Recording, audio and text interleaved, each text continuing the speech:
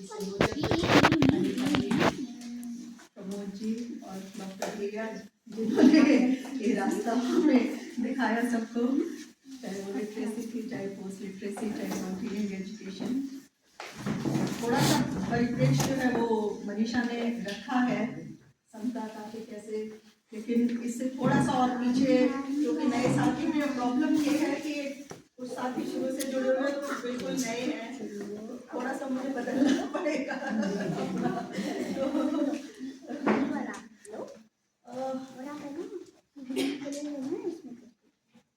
जैसा कि मनीषा ने कहा, 1990 में नेशनल लिटरेसी मिशन है, नेशनल लिटरेसी मिशन था दिल्ली में, जिसने लगभग 150-200 डिस्ट्रिक्ट्स में टोटल लिटरेसी कैंपेन, पूर्ण साक्षरता अभियान, जिसमें हरियाणा में पानीपत में सबसे पहले पानीपत की चौथी लड़ाई से शुरू हुआ। लेकिन मैं उससे भी थोड़ा सा और पीछे जाना चाहती हूँ कि 1990 का टोटल लिटरेसी कैंपेन कहाँ से निकला, तो थोड़ा सा ताकि आपको उसके इतिहास की थोड़ी सी जानकारी हो। केरला में एक संगठन है KSSP, केरल शास्त्र साहित्य परिषद, और ये केरल शास्त्र साहित्य परिषद केरला में 1962 से काम कर रहे हैं, खास तौर पे जो रूरल कम्युनिटीज, ग्रामीण और जो पिछड़े हुए और जो वंचित तबके हैं उनके लिए खास तौर पे साक्षरता, साहित्य और विज्ञान के को लोकप्रिय बनाने के लिए। और 1974 में KSSP ने नारा दिया था कि विज्ञान सामाजिक बदलाव के लिए, और कैसे विज्ञान जो है वो जन जन तक पहुंचे, उन आदमियों तक, आम लोगों तक, रोजमर्रा के एक्टिविटीज में, रोजमर्रा के जीवन में कैसे विज्ञान शामिल हो। और इसी तरह से आते आते आप सबको ध्यान होगा 1985 में भोपाल गैस ट्रेजेडी हुई थी।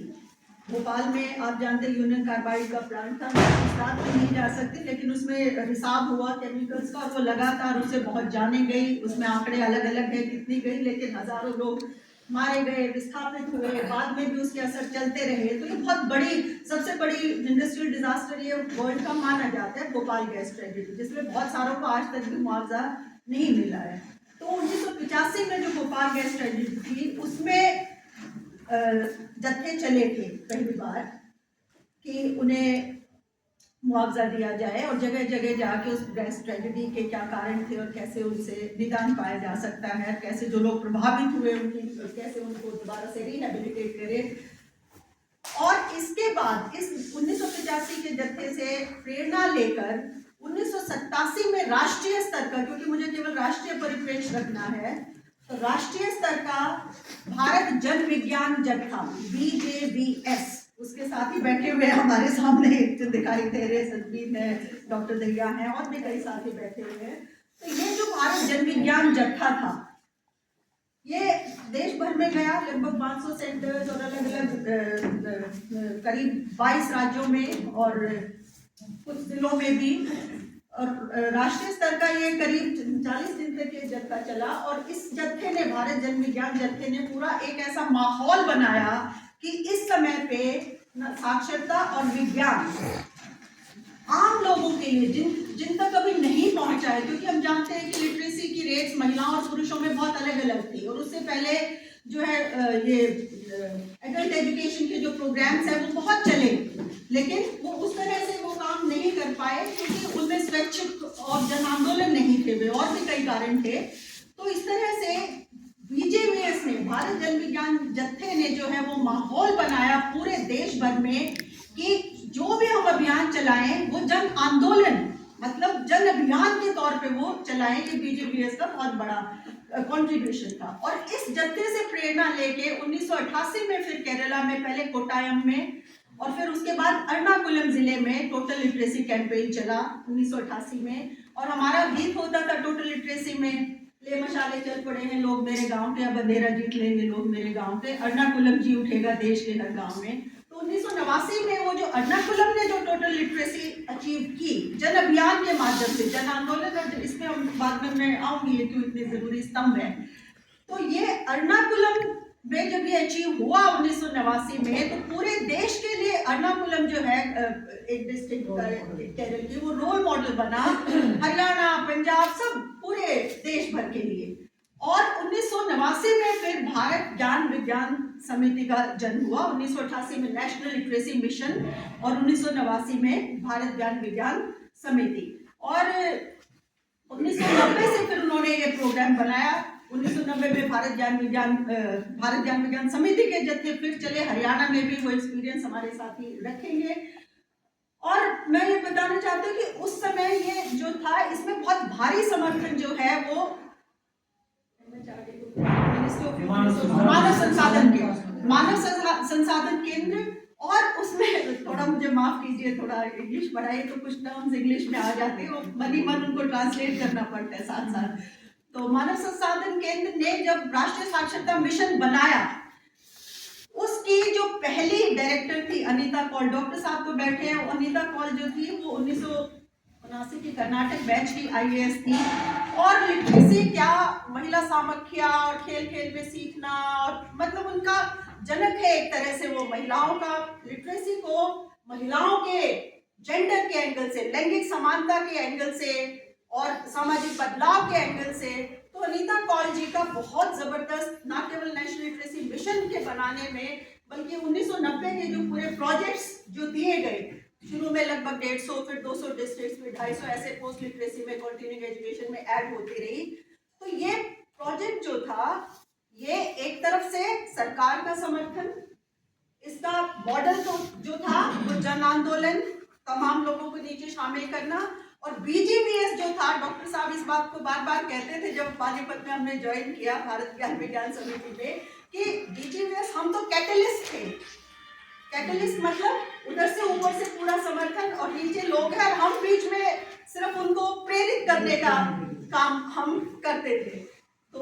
ये मॉडल था 1990 में जो है नेशनल लिटरेसी मिशन ने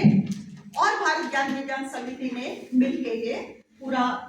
शुरू में 150 डिस्ट्रिक्ट्स में और फिर इस तरह से लगातार फैलती गई। और धीरे धीरे कुल मिला के अगर हम पोस्ट लिटरेसी और कंटिन्यूइंग एजुकेशन मिलाएं तो 597 डिस्ट्रिक्ट्स में ये प्रोग्राम जो था ये लगातार चला।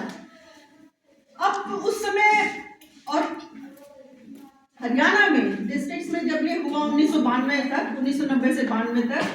1992 के अंत में फिर ये निकला कि अगर हम भारत जन विज्ञान जत्था चला सकते हैं, अगर हम भारत ज्ञान विज्ञान समिति जत्था चला सकते हैं, अगर हम भोपाल गैस ट्रेजेडी के विक्टिम्स के लिए जत्था चला सकते हैं, तो इस लिटरेसी में जो मनीषा बात कह रही थी कि मतलब वैसे तो सारे देश में 2/3 महिलाएं थी, क्योंकि महिलाएं सबसे ज्यादा उत्पीड़ित है, महिलाओं को ही अपने जीवन को बदलने की सबसे ज्यादा जरूरत है। और महिलाएं केवल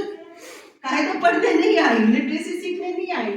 वो अपनी सारी समस्याओं के साथ, सारी जटिलताओं के साथ और अपने जीवन को नए सिरे से देखने के लिए और बदलने के लिए एक महिलाओं के दृष्टि से समाज को हम कैसे देखें, ये वो अनुभव तो खैर वो बिल्कुल अलग हैं। लेकिन बहुत बड़े, मतलब बहुत जगह पे तो 80% तक भी साक्षर होने वाले भी महिलाएं छुप के पढ़ना, चोरी से पढ़ना, खेत में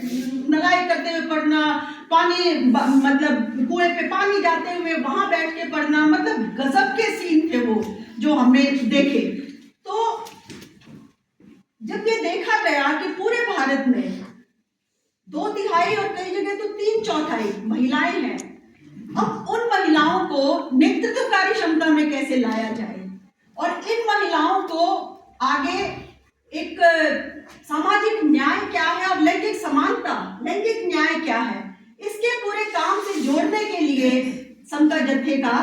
जो मतलब शुरू में इसको विजुअलाइज किया गया। अब आप देखिए पानीपत में जब हम थे तो सबसे बड़ा उस समय मुझे याद है MP परमेश्वरन जो थे ऑल इंडिया के सेक्रेटरी थे, मैल्कम अधिशेषिया जो थे वो प्रेसिडेंट थे शुरू में 90 में। तो MP परमेश्वरन तो कई बार आते थे पानीपत, और जो पहली मीटिंग थी डॉक्टर साहब यहाँ बैठे, उन्होंने हमें कहा था, पहली मीटिंग के शब्द मुझे याद है कि हम पानीपत लिटरेसी कैंपेन को तब मानेंगे कामयाब तब आप यहाँ महिलाओं के जत्थे निकाल के दिखाओगे, क्योंकि महिलाओं का घर से निकलना और वो भी 8-10 दिन, अब ये जत्था तो मैं बाद में बताऊंगी 1 महीने का था, उसमें मैं आती हूँ, लेकिन उस समय अब वो प्रोग्राम में आ गए 2 घंटे 4 घंटे, यही बड़ी बात थी। वो मतलब 10 दिन 15 दिन 20 दिन जो है वो बाहर गांव घूमे, रात को घर से बाहर, वो भी इतने दिन तक, और महिलाएं, आम महिलाएं बिल्कुल, तो ये बहुत बड़ी चुनौती थी उस समय जब 90 और 91 में हम पानीपत में काम कर रहे थे। और 91 में हमने जो है महिलाओं के ऐसे 22 जत्थे पानीपत में निकाले थे जो 10 दिन तक पानीपत के गांव-गांव तक गए। तो उससे फिर और ऐसे जत्थे बाकी राज्यों में भी फिर महिलाओं के निकले। तो उससे ये विश्वास पैदा हुआ कि महिलाएं जो है ऑल इंडिया जत्था भी निकाल सकती है। उस ऑल इंडिया जत्थे पे आने से पहले मैं उस समय माहौल क्या था इस पे और 2 मिनट में बात रखना चाहती हूँ। अब आप देखिए कि जो 1990 का जो दौर है वो बहुत मायने में बिल्कुल अलग दौर है। नई आर्थिक नीतियां शुरू हुई, ग्लोबलाइजेशन का पूरा दौर, जो ये सारी जो सरकारी जो चीजें थी उनको उनके निजीकरण का पूरा दौर था 90 का। मीडिया सबसे दूरदर्शन होता था 90 तक और फिर प्राइवेट चैनल्स, ये सारा दौर था। लेकिन खास तौर पे 90 का जब प्रोग्राम चल रहा था, बीजीवीएस के जत्थे भी उस समय जब निकल रहे थे और पानीपत का ये शुरू होने वाला था, उस दौर को डॉक्टर साहब के शब्दों में डॉक्टर साहब बड़ा यूज करते थे, ये मंडल का दौर था। अगर हम इसकी राजनीति समझे उस दौर की 90 की, अब मतलब आप देखिए कि एक तरफ तो मंडल मतलब ओबीसी के लिए रिजर्वेशन, जब बीपीसी की सरकार बनी 89 में, वैसे तो मोरारजी देसाई की सरकार ने ही पिछड़ी जातियों के लिए आरक्षण की बात और 80 में दे दिया था अपना प्रस्ताव को, लेकिन वो बाद में कांग्रेस सरकार ने नहीं किया। वीपी सिंह जब आए 1989 में तो फिर ये हुआ कि पिछड़ी जातियों के लिए, उससे पहले शेड्यूल कास्ट और शेड्यूल ट्राइब्स के लिए हम जानते हैं 22.5 आरक्षण, 22.5% आरक्षण था। तो मंडल का मतलब ये है कि जो मंडल विंदेश्वरी प्रसाद मंडल, तो इस कमेटी के 6 जनों की कमेटी थी, वो बिहार के कुछ समय के लिए चीफ मिनिस्टर भी रहे थे विंदेश्वरी प्रसाद मंडल, और उस कमेटी के वो अध्यक्ष थे। तो बीपी मंडल की वजह से, क्योंकि वो अध्यक्ष थे, इसे मंडल कमीशन बोला जाता है। तो ये जो मंडल कमीशन था, इसने पहली बार देश में पिछड़ी जातियों के लिए 27% आरक्षण की बात की थी, सरकारी नौकरियों में, पब्लिक सेक्टर अंडरटेकिंग्स में, सब में। तो एक तरह से 22.5 और 27 मिलकर 49.5% आरक्षण। और उस समय जो था वीपी सिंह ने ये कहा था कि ये जो चाहे मेरी मतलब कुर्सी रहे ना रहे, बहुत मैं तो उस समय नौकरी नई लगी थी 88 में और बहुत फॉलो करते थे, बहुत मतलब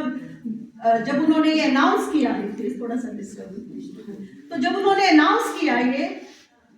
तो भयंकर बवाल जिसे कहते हैं वो मचा था पूरे भारत में। और स्टूडेंट्स, टीचर्स, कुछ अगड़ों की तरफ, कुछ पिछड़ों की तरफ, गुटबंदी, लामबंदी, तमाम तरह के उसी समय बीजीवीएस के जत्थे चल रहे थे। और मतलब कभी पार्लियामेंट को घेरने की बात आ रही है, 10,000 बच्चे पार्लियामेंट को घेरा कभी, और उसके साथ साथ मतलब धरने, प्रदर्शन, आगजनी, यहाँ ये बस जलाई जा रही है, यहाँ ये हो रहे, डेली के जो है। और उसके साथ साथ आत्मदेह का नया वो चल पड़ा कि कम से कम 150 स्टूडेंट्स ने उस समय मंडल के लिए, जैसे आरक्षण लागू हुआ, और मैं क्या बताऊं, कुछ तो बहुत ऐसी हरकतें थी कि उस वक्त जो जातियों के बच्चे हैं वो गाड़ियां साफ कर रहे हैं, जूते पॉलिश कर रहे हैं कि अब हमें ये करना पड़ेगा, ये करना। एनीवे मतलब वो दौर था पूरे भारत में जो है पूरा इसका। और रही सही कसर जो है सितंबर में वो डीयू का एक छात्र था राजीव, शायद राजीव गोस्वामी, उसने पहला आत्मदाह कर लिया, हालांकि उसकी डेथ भी उसे बचा लिया 70% बर्न्स के साथ। डेथ तो उसकी बाद में 2004 में हुई, बाद में वो डीयूएसयू का प्रेसिडेंट भी बना। तो एनीवे मतलब आत्मदाह जगह जगह। हमारे भी एक साथी थे एसएफआई के हिमाचल से, उनकी रियल सिस्टर ने आत्मदाह किया। और बहुत सारे ऐसे बहुत दुखद, मतलब मैं 88 में नौकरी लगी थी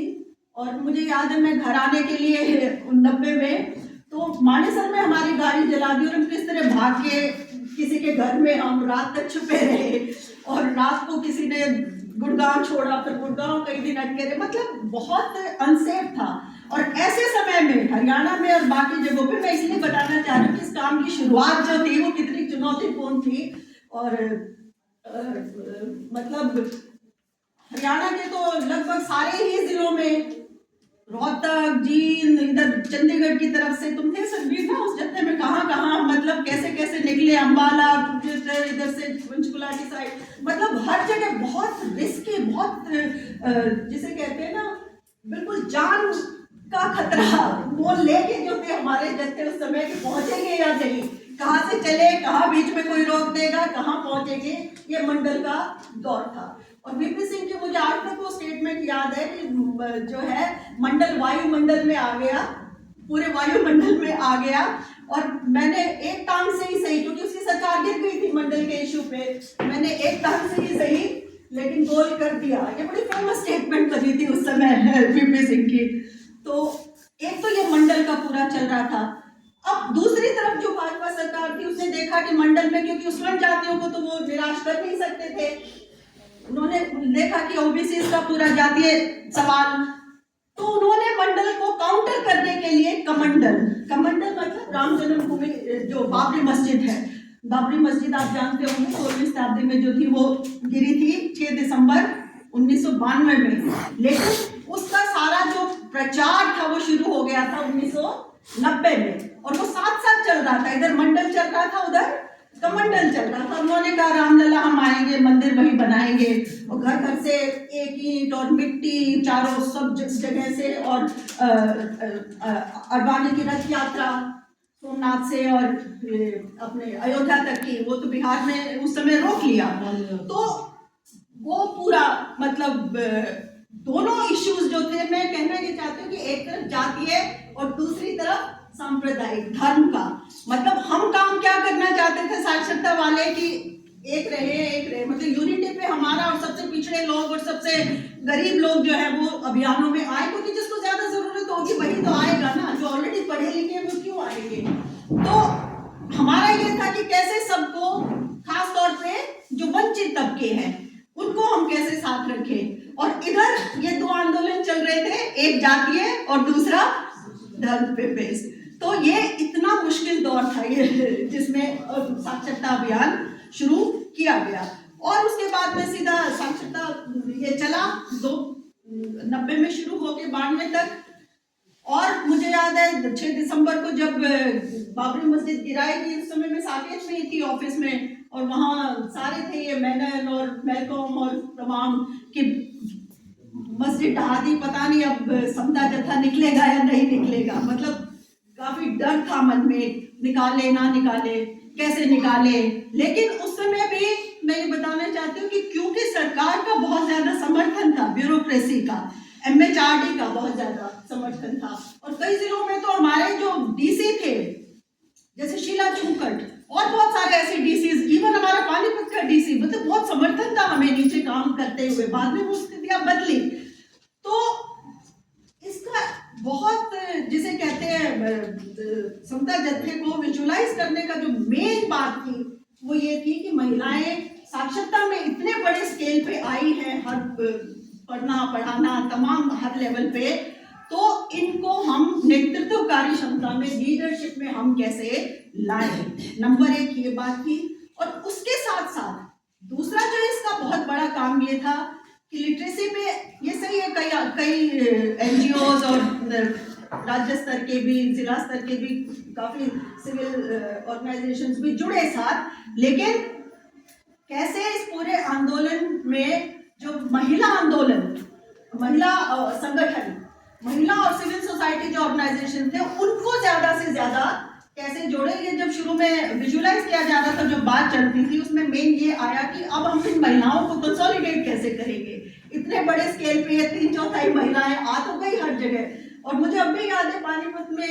जगह जगह कुछ भी होता था, राशन नहीं मिल रहा चलो डीसी के पास, पानी नहीं आ रहा चलो संगठन बना के, पंचायत में कोई फैसला आपके विरुद्ध हो गया चलो, मतलब इतना ऑर्गेनाइज, इतनी एनर्जी थी कि हम कुछ कर सकते हैं, हम खुद अपनी तकदीर बना सकते हैं। क्योंकि अभी तक महिलाओं की कोई अपनी स्वतंत्र पहचान नहीं थी, सामाजिक पहचान नहीं थी, किसी की माँ, किसी की बहन, किसी की बेटी, किसी का वो पहचान उनसे कोई भी छीन सकता था। पहली बार उन्हें लगा कि कोई हमें हमारे नाम से, हमारी सामाजिक पहचान से, हमारे काम से, ये सामाजिकता एक बहुत बड़ी चीज है महिलाओं के लिए, सामाजिक भूमिका निभाना। तो जैसे ये पहचान मिली, वो तो बिल्कुल जो है ना किसी भी चीज की परवाह ना करके और एकदम नीचे कूद पड़े जगह जगह। तो ये सोचा गया कि अब इनको कंसोलिडेट कैसे करेंगे, अकेले बीजीएस तो नहीं कर सकता, और आगे की तरफ भी लेके जाना है। आगे की तरफ ले जाने का मतलब है कि इन्हें किसी न किसी संगठनों के साथ जो प्रोग्रेसिव ऑर्गेनाइजेशन है इनके साथ हमें जोड़ना। तो इसमें सबसे बड़ी बात ये थी कि जो कम्युनिटी मोबिलाइजेशन है, नीचे जो समुदाय है सबसे नीचे, और स्थानीय लोगों के भी साथ साथ भागीदारी कैसे बढ़े, और इसमें महिला ऑर्गेनाइजेशन जो हैं वो कैसे जुड़े। और एक जो तीसरी बात ये थी जो यहाँ लिखा हुआ है, महिलाओं को दुनिया के अनुकूल बनाने के बारे में मत सोचो, दुनिया को महिलाओं के अनुकूल। मतलब हम मुद्दों को महिला की नजर से और सबसे गरीब की नजर से देखना शुरू करें, सरकार की पॉलिसीज को, है ना। और जो अभी तक जो 90s में, क्योंकि बीजिंग कॉन्फ्रेंस और ये कई कॉन्फ्रेंस 1975 से हम जानते हैं महिलाओं का मुद्दा अंतर्राष्ट्रीय स्तर पे भी आ गया था, बीजिंग कॉन्फ्रेंस भी थी 1995 में। मतलब बहुत सारी चीजें ऐसे यूं हो गई कि महिलाएं जो हैं अब वो सामाजिक भूमिका और सामाजिक बदलाव लाने की एजेंट के रूप में, एक कारक के रूप में वो सामने आ गई। उसका मतलब यह कि महिलाओं के मुद्दों को अब इग्नोर नहीं किया जा सकता, उनके जीवन को, उनकी समस्याओं को, उनके मुद्दों को जो है अब हम दरकिनार नहीं कर सकते। चाहे वो दहेज का है, चाहे वो हिंसा का है, चाहे उनकी आजीविका का तो बहुत बड़ा मुद्दा बना, साक्षरता में शुरू में ही आ गया था, जिसको तो इनकम जनरेशन एक्टिविटी से जोड़ना पड़ेगा, सामाजिक समस्याओं से जोड़ना पड़ेगा, क्योंकि महिलाएं घर में सारी सब चीजों के बीच में ही तो रहती है। हम उन्हें कायदा पढ़ा दे, उन्हें कोई बाहर निकल नहीं दे रहा, वहां उसकी पिटाई हो रही है, हम कैसे कहेंगे नहीं हम हिंसा पे बात नहीं करेंगे, आप आके बस हमारा कायदा पढ़ो? ऐसा हो सकता है क्या? नहीं हो सकता। उनका पूरा जीवन उन समस्याओं के बीच चल रहा है, तो जाहिर है कि उन सारी समस्याओं को हमें लेना ही पड़ेगा। तो ये 2-3 मकसद थे जिसमें समता जत्थे का किया गया कि एक गर्ल्स एजुकेशन जो है, खासतौर पे गर्ल चाइल्ड के एजुकेशन केंद्र में आए, जेंडर का जो पूरा लैंगिक समानता का मुद्दा केंद्र में आए, महिला आंदोलन और जो सिविल सोसाइटीज है उनके साथ हमारा तालमेल ज्यादा से ज्यादा बने, और महिलाएं जो है वो नेतृत्वकारी क्षमता में आए। इस पूरे मकसद के साथ जो है समता जत्था प्लान किया गया। अब ये समता जत्था क्या था? ये अपनी तरह का अब तक का बहुत ही यूनिक अनूठा जत्था था। 1993 में 8 मार्च से लेके 8 अप्रैल तक, एक महीने तक देश के 4 कोनों से, एक नॉर्थ, साउथ, ईस्ट, वेस्ट, इन 4 कोनों से 8 जत्थे जो थे वो निकले। और लेकिन उस जत्थे के निकलने से पहले जो लार्ज स्केल पे, बहुत बड़े स्केल पे जो तैयारियां की गई, सबसे पहले राष्ट्रीय स्तर पे कोऑर्डिनेशन कमेटी बनाई। कोऑर्डिनेशन कमेटी की जो प्रेसिडेंट थी वो उस समय जो के आर नारायणन थे, उनकी वाइफ थी उषा नारायणन, और बहुत उसने मतलब बहुत मीटिंग्स और ब्यूरोक्रेसी के साथ सारा तालमेल, और वो और एक ललिता रामदास थी जो एडमिरल रामदास की वाइफ थी, दोनों ने ब्यूरोक्रेसी के लेवल पे बहुत ज्यादा मदद की। तो नेशनल लेवल पे जो कोऑर्डिनेशन कमेटी थी उसमें बहुत रेप्यूटेड और ऐसी महिलाएं थी, मतलब जिनका उस तरह नाम भी था, लेकिन जो सामाजिक रूप में जिनकी पहचान थी और समाज को बदलने के लिए जो काम करना चाहती, तो इससे हमें ब्यूरोक्रेसी के लेवल पे काफी मदद मिली। तो एक नेशनल कोऑर्डिनेशन कमेटी, फिर साथ में स्टेट कोऑर्डिनेशन कमेटीज बनी। और मुझे बहुत खुशी हो रही कहते हुए कि उस समय जो हमारा समता जत्था निकला, मैडम नीलिमा उसके चेयरपर्सन थे और मैडम संतोष जो है वो सेक्रेटरी थी। तो मुझे बहुत अच्छा लग रहा है, ऐसा लग रहा है जैसे वही कॉन्फ्रेंस आज चल रही है।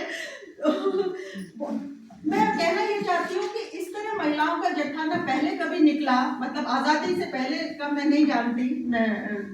मतलब ये बिल्कुल स्पष्ट कह रही हूँ, लेकिन आज़ादी के बाद से जितना हम जानते हैं, इस तरह महिलाओं का 200-250 महिलाएं ना, तो बता दो नेशनल पे तुमने कोऑर्डिनेट किया? मुझे सौभाग्य मिला कि उस नेशनल कोऑर्डिनेटर में थी, और एक और थी नेशनल कोऑर्डिनेटर जया, हम 2 जने राष्ट्रीय स्तर पे कोऑर्डिनेटर थे, और हमारी जो प्रेसिडेंट थी जैसा मैंने आपको बताया उषा नारायणन थी। तो ऐसा जत्था महिलाओं का 1 महीना जो 22 स्टेट्स में ये जत्था गया, और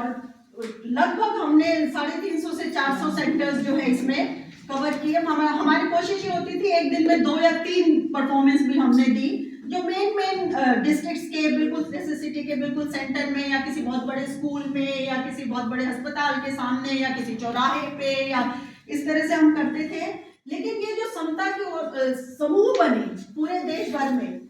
राज्यों के समूह, राष्ट्रीय समूह, इनसे जो था, जो सांगठनिक एक ढांचा बनना चाहिए था नीचे, वो सांगठनिक ढांचा जो है इससे बना। और ये 8 मार्च जो है वो जानबूझकर चुना गया। 8 मार्च क्योंकि हम सब जानते हैं अंतर्राष्ट्रीय महिला दिवस है 8 मार्च, इसके बारे में हम सब जानते हैं। और इसका जो जत्थे का जो मोटो था, शिक्षा, समानता, शांति। अभिव्यक्ति की जगह शांति था, बाकी यही था, शिक्षा, समानता, शांति। इसलिए क्योंकि उस समय जैसा मैंने आपको बताया मंडल का बहुत ही भाव था, तो इसलिए वो शांति रखा गया कि विभिन्न समुदायों के बीच हमारी विविधता, तरह तरह के जो लोग, तरह तरह की भाषा,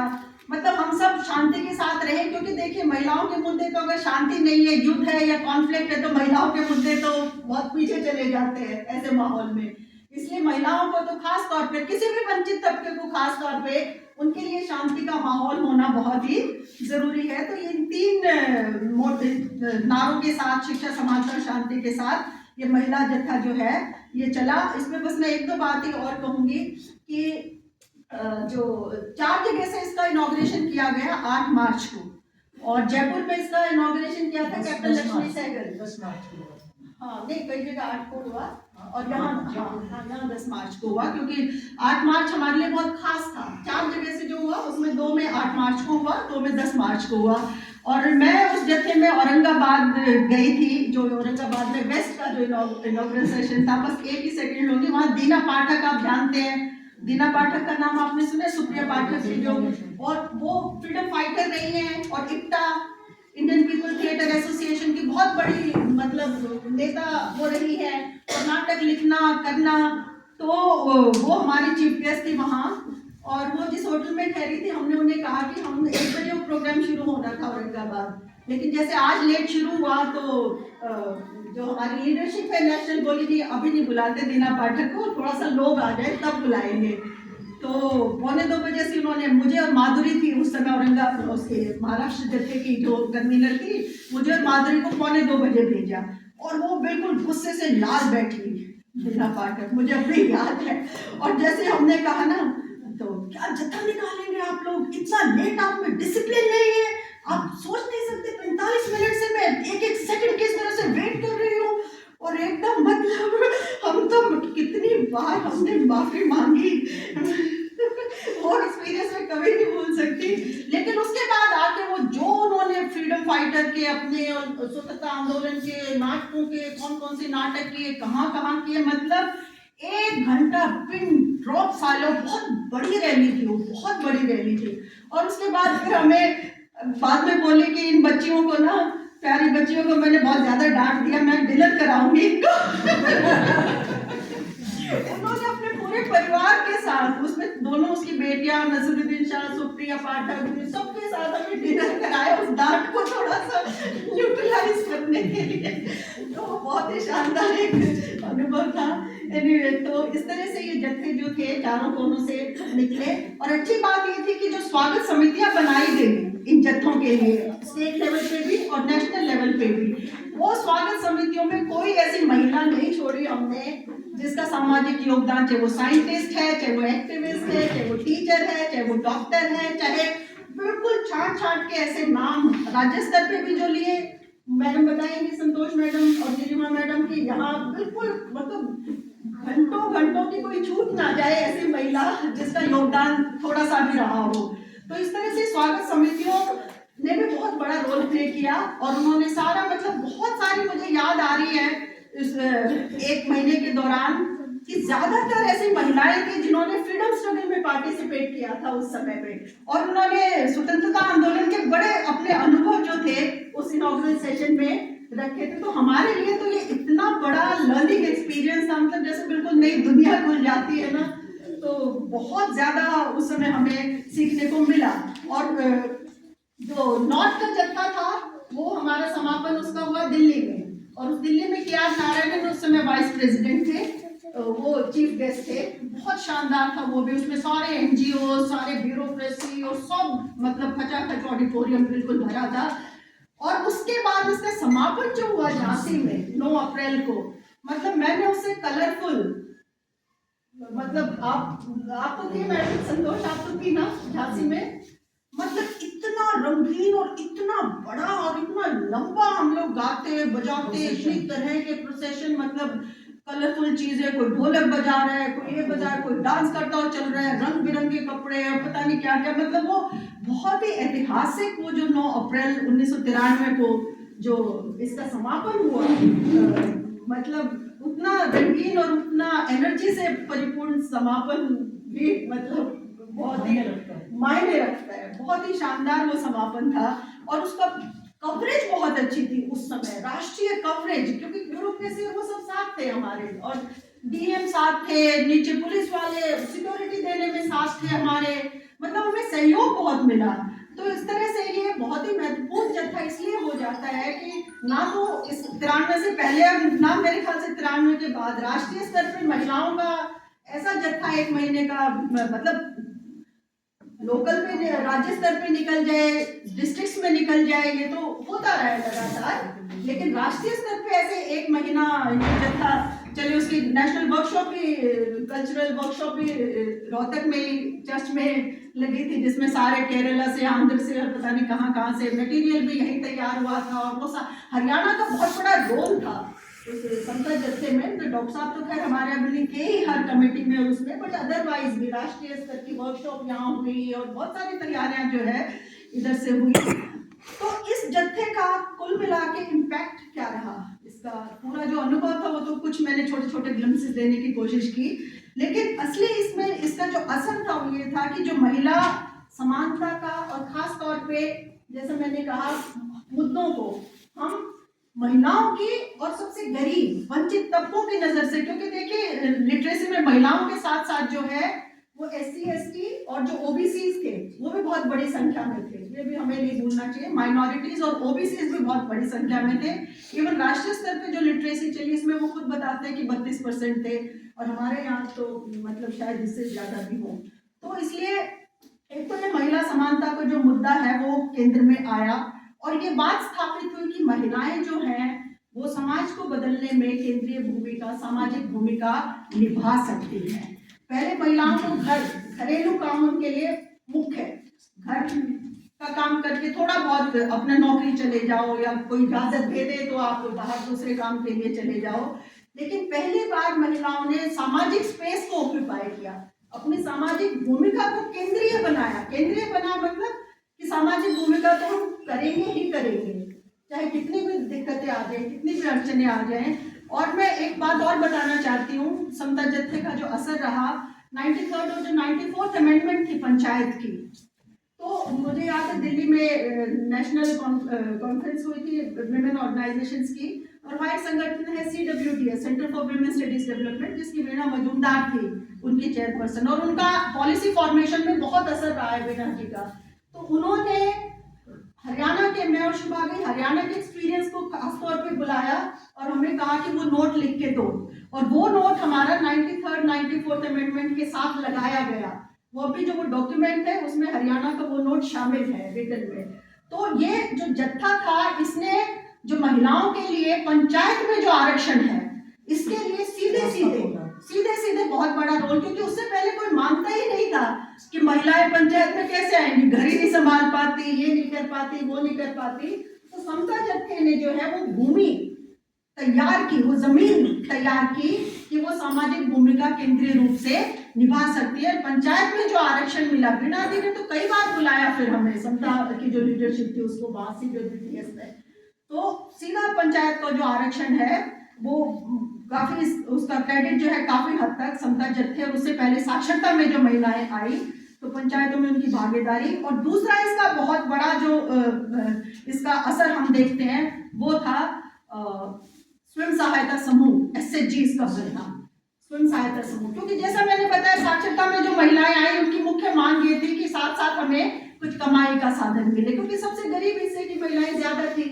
दलित महिलाएं बहुत थी, माइनॉरिटी की बहुत थी, तो जाहिर है घर से बाहर निकलना उनके लिए, अगर साथ साथ कुछ इनकम भी जनरेट हो जाए, ये मुख्य मांग सब जगह पे थी। तो इसलिए स्वयं सहायता समूहों का बनना और हजारों की संख्या में जो है केरला और आंध्र और तमिलनाडु में, तो मतलब मेरे ख्याल अगर मैं ठीक हूँ, तमिलनाडु में 27,000 और केरला में तो उससे भी ज्यादा स्वयं सहायता समूह बने थे। हरियाणा में भी काफी बने थे। मतलब नॉर्थ के जो स्टेट्स है, बिहार, हरियाणा, पंजाब, इनमें भी बहुत बड़े स्केल पे जो थे वो स्वयं सहायता समूह बने। और इवन ICDS में या ये मनरेगा का जो पूरा प्रोग्राम है, इसका जो विजुअलाइजेशन हुआ, तो कुल मिला के जो है मैं ये कहना चाहती हूँ कि इस जत्थे ने बहुत ही केंद्रीय भूमिका ना केवल महिलाओं,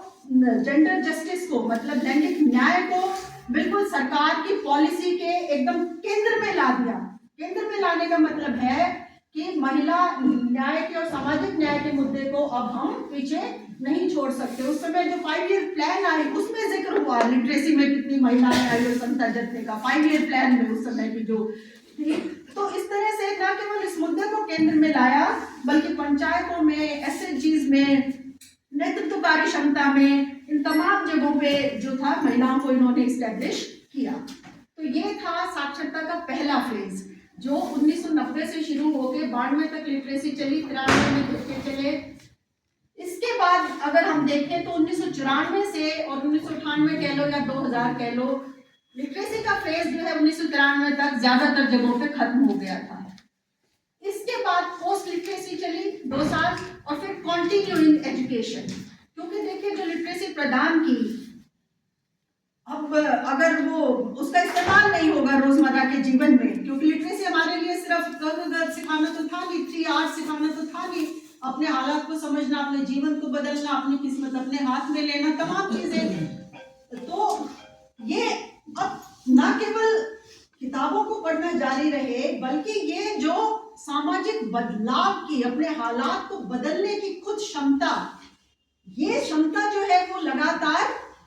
इसमें ट्रेनिंग इसमें हो, इसमें किताबें नवसाक्षरों के लिए लिखी जाए, इसमें वर्कशॉप्स लगातार होती रहे, ये तमाम मुद्दे जो थे बहुत जरूरी थे कंसोलिडेशन के उस समय जो। हाँ थोड़ा टाइम, हाँ बस आखिरी उस पे आ गए। तो अब क्या करें, समता जत्था कितना 5 मिनट या मैक्सिमम 10 मिनट। अरे 10 तो बहुत है, तो आखिरी पॉइंट से तो ये जो है, ये जो दूसरा फेज है, मेरा काम वैसे समता जत्थे का ही था, वो मैं पूरा कर चुकी हूँ, लेकिन अभी कंसोलिडेशन में जो है थोड़ा सा बस 5 मिनट। तो ये कंसोलिडेट कैसे करें, इसके लिए पोस्ट लिटरेसी और फिर उसके बाद से कंटिन्यूइंग एजुकेशन। तो पोस्ट लिटरेसी में नवसाक्षरों के लिए किताबें, ट्रेनिंग के सेंटर्स, सामाजिक मुद्दों को छाट के जो है, चाहे वो राशन का मुद्दा है, चाहे वो हिंसा, महिलाओं के खिलाफ हिंसा का, दहेज का, तमाम सामाजिक मुद्दे जो थे वो केंद्र में आए, ये दूसरी फेज में। और 1995 में जो थे वो स्टेट रिसोर्स सेंटर्स बने, राज्य संसाधन केंद्र बने, करीब 5 राज्य संसाधन केंद्र तो सीधे सीधे BGVS को ही मिले। और मैं एक और बात कहना चाहती हूँ कि जो सरकार का डॉक्यूमेंट आया, उसमें लिखा हुआ है, डॉक्टर साहब जानते होंगे, कि हमने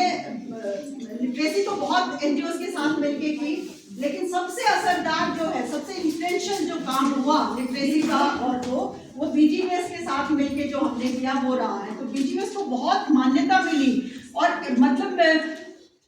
DCs में होड़ लग गई थी, हमें तो ये प्रोजेक्ट, हमें दो, मतलब चारों तरफ से यूं हो गया था कि हम अपने इस डिस्ट्रिक्ट को हम डिक्लेयर कर दे। तो बहुत असर इसका देश भर में हुआ था। लेकिन ये जो सेकंड फेज है 1994 के बाद की, इसमें ये राज्य संसाधन केंद्रों का मिलना तो बहुत बड़ी बात थी, और राज्य संसाधन केंद्र जो थे फिर वो ट्रेनिंग के सेंटर्स बने, और समता, जैसे हम जानते हैं 1995 में समता समूह बने अलग अलग स्टेट्स में। राष्ट्रीय स्तर पे भी समता समूह बना। आशा मिश्रा उस समय जो समता जत्थे के साथ जुड़ी थी, वो आप देखिए कि वो आज AIPSN की पीपल साइंस मूवमेंट्स का भी बहुत बड़ा इसमें रोल था। साक्षरता बहुत मेजर, वो साथ साथ ही चला, ये साक्षरता और जो विज्ञान का लोकप्रियकरण जो था वो साथ साथ ही चला। लेकिन ये जो सेकेंड फेज थी ये चली 2-4 साल बहुत अच्छी तरह से। कंटिन्यूइंग एजुकेशन सेंटर्स चले, जन शिक्षण संस्थान चले, मटेरियल बहुत ज्यादा तैयार हुआ, महिलाओं की ट्रेनिंग वर्कशॉप्स, और हमें याद है इवन एसआरसी ने कितने कॉलेजेस में हमने जो थी वो जेंडर इश्यूज पे वर्कशॉप्स, कितने कॉलेजेस मतलब हमेशा एसआरसी से ही बुलाते थे, किट्स हमने तैयार की, मिरेकल्स की किट्स तैयार की, मतलब हस्तक्षेप हमारा 90s में काफी ज्यादा रहा, लगभग 98-99 तक तो बहुत केंद्रीय रूप से हमारा साइंस पॉपुलराइजेशन में एआईपीएसएन के आप तमाम काम देख लीजिए, मिरेकल्स का तमाम काम देख लीजिए। लेकिन उसके बाद से अब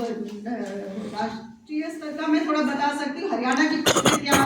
थोड़ी सी हो सकता है अलग हो, इसलिए मैं उसमें नहीं बोलूंगी, मैं सीधा आज की संभावनाएं, मतलब काम में 2000 के बाद से थोड़ा सा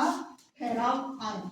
और उस ठहराव के कई कारण थे। मैं तो समझती हूँ कि उसमें मुख्य कारण मतलब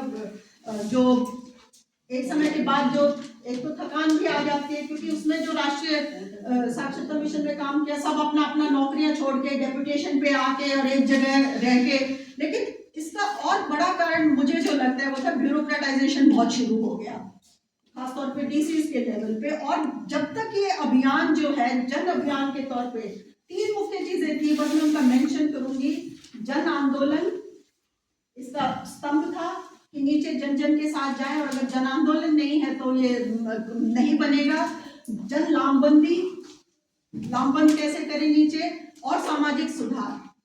और पहले जैसे मैंने बताया जो एडल्ट एजुकेशन थे वो स्वैच्छिकता से नहीं चलते थे, उसमें इंसेंटिव मिलता था, उसमें पैसे मिलते थे। ये पूरे साक्षरता के और ये बात के जो आंदोलन है पोस्ट लिटरेसी कंटिन्यूइंग एजुकेशन, इसका बहुत बड़ा कारण ये भी था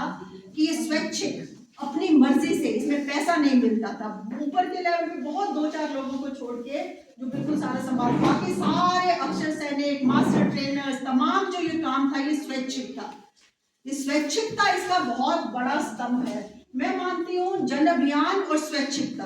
अगर ये 2 चीजें नहीं है तो मुझे लगता है कि कोई भी आंदोलन शुरू हो सकता है, 2-4 महीने साल चल सकते हैं, लेकिन वो अगर जन अभियान नहीं बनता और उसमें हमारी भावना स्वैच्छिक रूप से काम करने की नहीं रहती, कोई ना कोई इंसेंटिव ये मिल जाएगा वो मिल जाएगा, तो वो लंबा नहीं चल सकता, ऐसा मेरा अनुभव है। तो आखिर में मैं यही कहना चाहती हूँ कि इन अभियानों से न केवल जेंडर इश्यूज जो है वो हमारे इसमें आए, बल्कि विकास की एक नई दिशा, जनतंत्र मजबूत हुआ, घरों के अंदर घरों के बाहर वो तमाम। लेकिन विकास क्या है, विकास की दिशा किस ओर मुड़नी चाहिए? वो कोई विकास नहीं जिसमें सबसे गरीब की आवाज ना हो, गरीब के मुद्दे ना हो, महिलाओं की, अल्पसंख्यकों की। तो ये जो विकास है जो सिर्फ अमीरों के लिए, इसकी दिशा मोड़ी इन आंदोलन ने, और दिशा पॉलिसी मेकिंग में ये चीजें आई, सिर्फ ये नहीं कि कहने में आई, हमारे भाषणों में नहीं, पॉलिसी मेकिंग जो 5 ईयर प्लान्स थी उनमें शामिल हुई कि विकास की दिशा जो है वो किसकी ओर जानी चाहिए। तो भले ही ठहराव आया, उसके कारण थे ब्यूरोक्रेटाइजेशन का, MHRD और जो था नेशनल लिटरेसी मिशन में भी वो लोग नहीं रहे जो इतना भारी समर्थन हमें उनसे मिलता था, बाद में फाइनेंशियल एड भी नहीं मिली, और बहुत सारे कारण हैं, हरियाणा के हमारे साथी दूसरे रखेंगे। लेकिन आखिरी बात यही है कि आज की संभावनाएं, इस पे बस मैं 2 मिनट और दूंगी। अब मतलब इतना विश्वास, इतनी आशा और उम्मीद जगा के कि हाँ हम बदल सकते हैं समाज को, हम अपने हिसाब से अपनी पहचान बना सकते हैं, है ना, सामाजिक मुद्दों पे, आर्थिक मुद्दों पे, राजनीतिक मुद्दों पे, क्रिएटिव, मतलब कितनी महिलाओं ने गीत, किताबें, क्या क्या लिखा, ये पढ़ने का जो पूरा कल्चर बना, ये तमाम जो था बहुत उत्साहजनक था। और फिर अचानक जो था पिछले 8-10 साल से ऐसा हुआ कि वो कहीं कहीं वो चल रहे, ऐसा नहीं कि पूरी तरह रुके, ऐसा नहीं है, अभी भी कंटिन्यूइंग एजुकेशन प्रोग्राम, जन शिक्षण संस्थान है, एआईपीएसएन की मीटिंग्स, मिरेकल्स ये चल रहे हैं, लेकिन वो जन अभियान के तौर पे ऐसे नहीं चल रहे कि वो उतना असर डाल सके। वो संभाव उसमें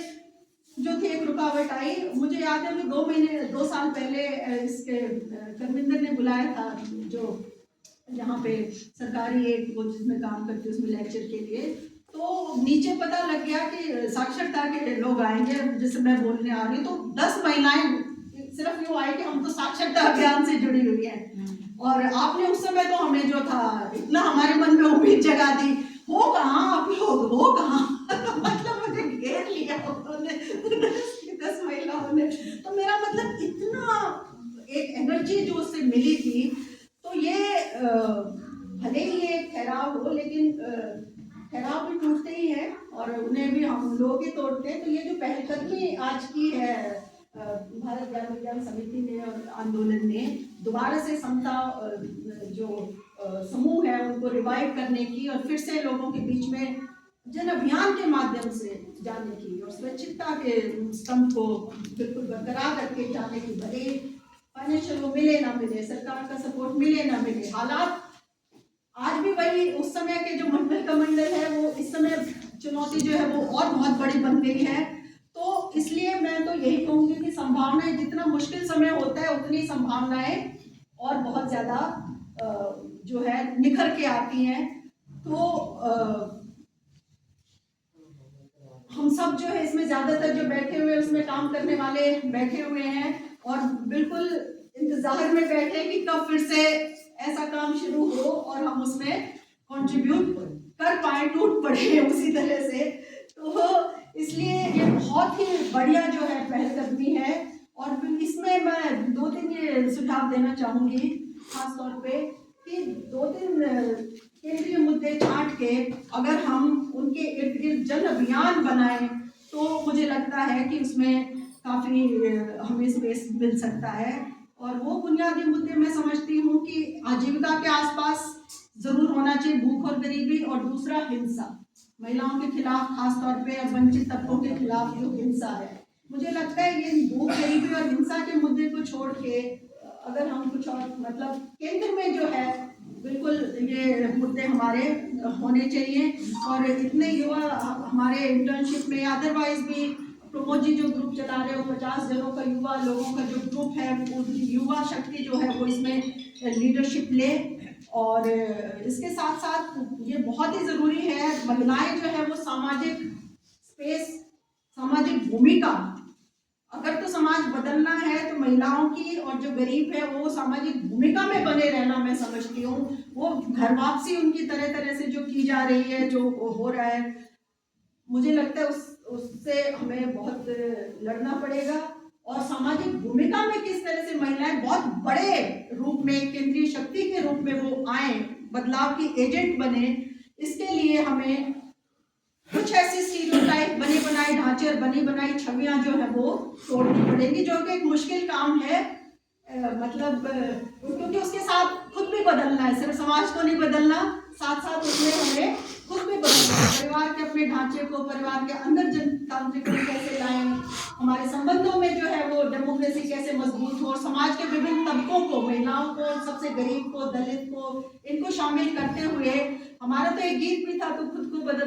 बदल तब ही तो जमाना बदलेगा। तो खुद को भी बदलना है और तभी समाज को भी। लेकिन जहाँ तक महिलाओं का सवाल है, बस मैं ये कहना चाहूँगी कि उनकी जो सेल्फ इमेज है इस समय, एक तो स्टीरियोटाइप्स 2-4 बिल्कुल छांट के उनको कैसे तोड़े, उसका कैसे हम मॉडल सामने रख सकते हैं।